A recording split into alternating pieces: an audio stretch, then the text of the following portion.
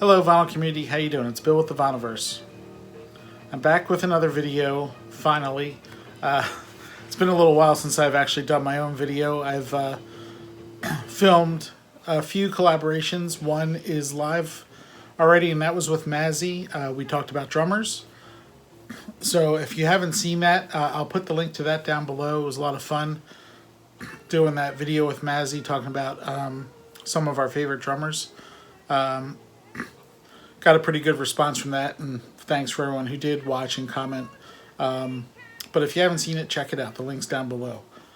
Now, this video is, I'm going to do the 10 album link challenge. So this challenge was proposed from James Griffiths. Wonderful guy, James Griffiths, also known as the Professor. Incredible knowledge, great VC member, puts out great videos. He proposed this challenge where you link 10 albums together, so each album somehow relates to the following album, and then it goes all the way through 10, and the 10th album kind of relates back to that first album, so you go full circle. So this was a fun challenge, I thought, and I wanted to get in on this one. So a lot of other threads going on that I haven't been able to participate in, but this one I really wanted to participate in and get a video done for it, because a lot of fun, lot make you think. Really got me digging through the collection. I will say I put a link down below also for that video challenge that James put out there, James Griffith. So check that out too, and let's get started here. So I'm starting with, of course, my favorite band, Genesis, and their Seconds Out album. This is a live album, came out in 1977. Most of the live numbers are from 1977, with a couple trickling over from the previous 1976 tour. So the reason why I'm picking this album is because of the drummer, along with Phil Collins, Chester Thompson. He had joined Genesis during their live touring band, and he is heavily featured on this album, Seconds Out. So Chester Thompson, the drummer, is why I'm picking Seconds Out to start. Now, going on to record number 2, how does that relate to Weather Report, Black Market? This album came out in 1976. Of course, Weather Report is a great fusion jazz band started by the great saxophone player Wayne Shorter. But for this album, 1976, Black Market, Chester Thompson was in the band. So that's how he relates to the previous album. So, yeah, so 1976, Weather Report, Black Market. Now, moving on to the next album. In this band, Weather Report, at this time, is, I could have gone with 2 people, but I'm going to go with Joe Zawinul here. He's in Weather Report on this album, Black Market, and then he also shows up on Miles Davis's Bitches Brew from 1970.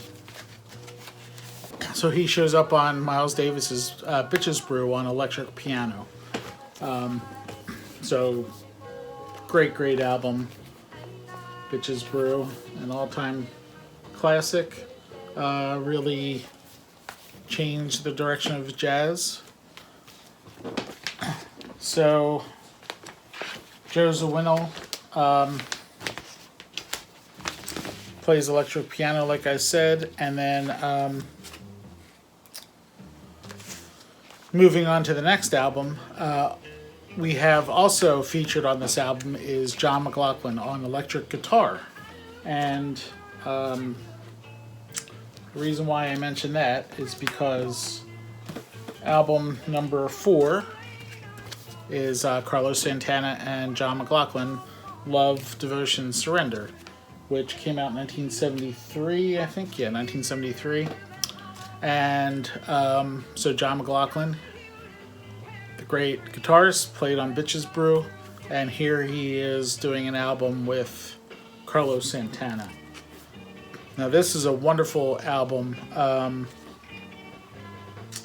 and a lot of this is kind of devoted to John Coltrane. They even do A Love Supreme and Naima, couple Coltrane tracks on here.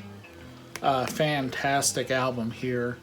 If you've never heard it, check it out. Really, really wonderful.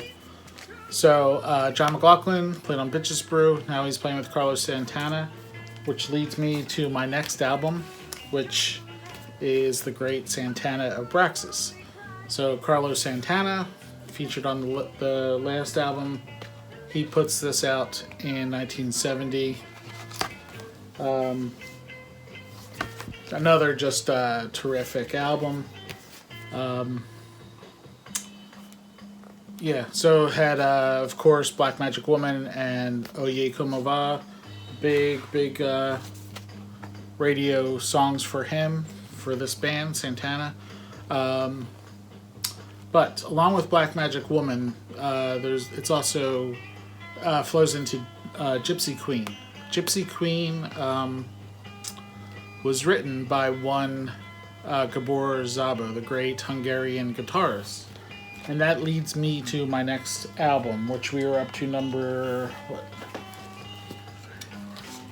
6. So, Gabor Szabo and the California Dreamers. This is Windy Sky and Diamonds. I don't know what year this came out, but it's late 60s, I think. This is on Impulse.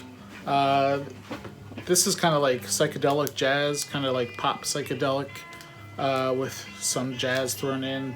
A lot of cover songs on here, and the reason why I picked it, so Gabor Szabo wrote Gypsy Queen on Santana Abraxas.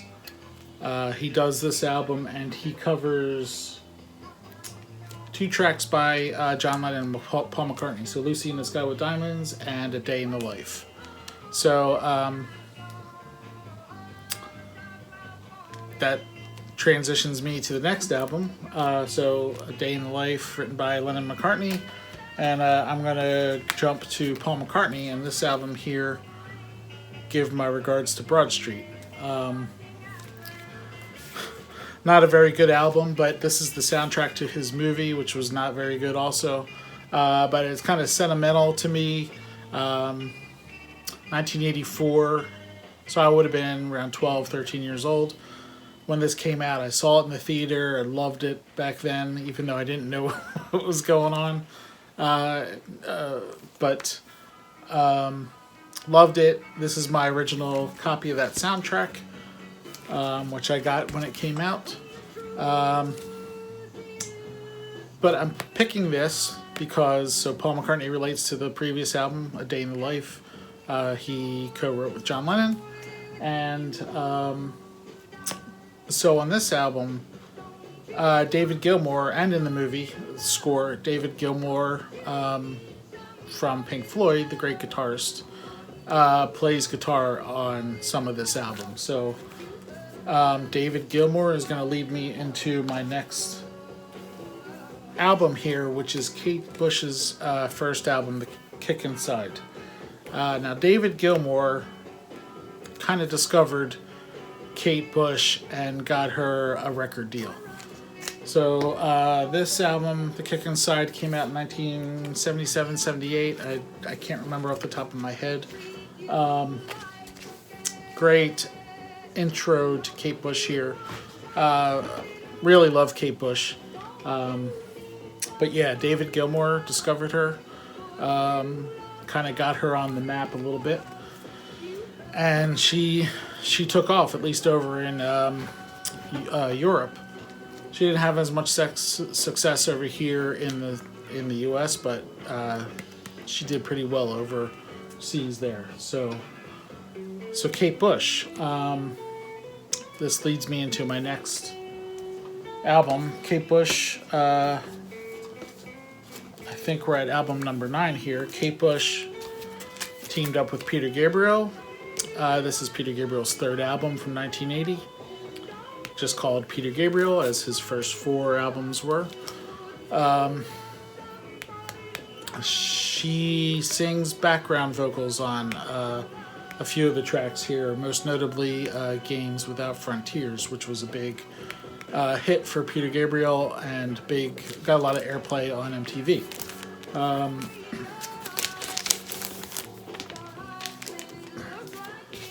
So Kate Bush comes and joins Peter Gabriel on this album. Also playing on this album is one Tony Levin, who plays the Chapman stick. Bass guitarist, he plays the stick on this album. If you've never seen the stick, it's a stringed instrument, and it's kind of upright, but it has a strap around here. It's got about, 8 to 10 strings, I think. And he's kind of the master. You play it with both hands. But Tony Levin plays on Peter Gabriel 3, and he also plays on this album. David Torn, Cloud About Mercury, along with Mark Isham, Tony Levin, Bill Bruford on drums. So this album came out in 1987, kind of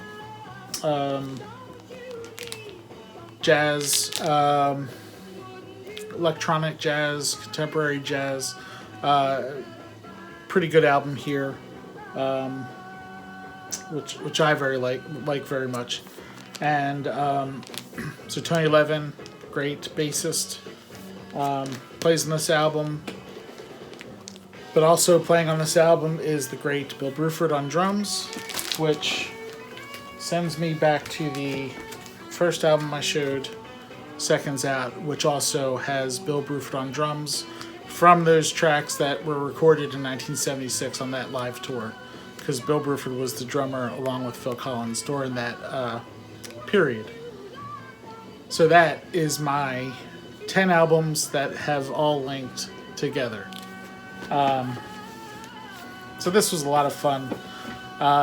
Pretty challenging at first to try to link. I kind of started with the beginning and the end, and then kind of tried to fill in the middle, and I had to make some adjustments along the way. But I kind of like how this turned out. A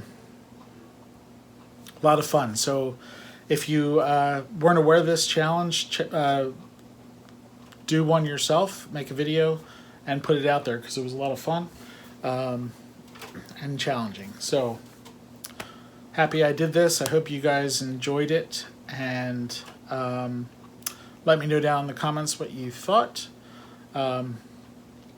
And that's going to do it for me. I'm going to hopefully be making more videos soon.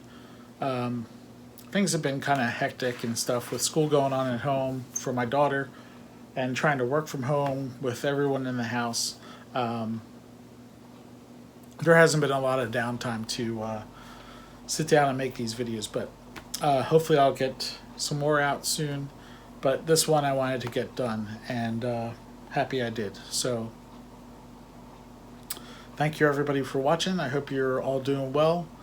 Again, check the link down below for the original video put out by James Griffiths that introduces this challenge, and also again my collaboration with Mazzy, where we talk about we each talk about 10 drummers favorites of ours. So link to that is down below. Again, would appreciate it if you check that out. So thanks everybody for watching, and I will talk to you again soon. Take care now.